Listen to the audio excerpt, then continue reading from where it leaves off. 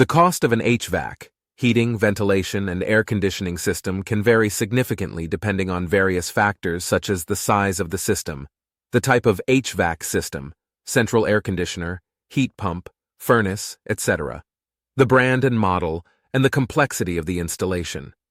On average, a complete HVAC system installation, including both heating and cooling components, can range from around $5,000 to $10,000 or more.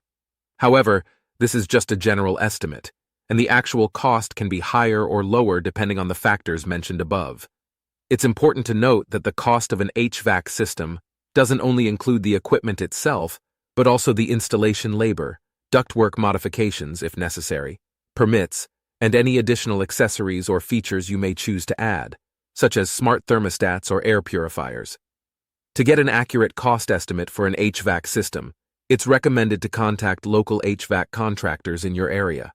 They can assess your specific needs, evaluate your home's requirements, and provide you with a detailed quote based on your individual circumstances.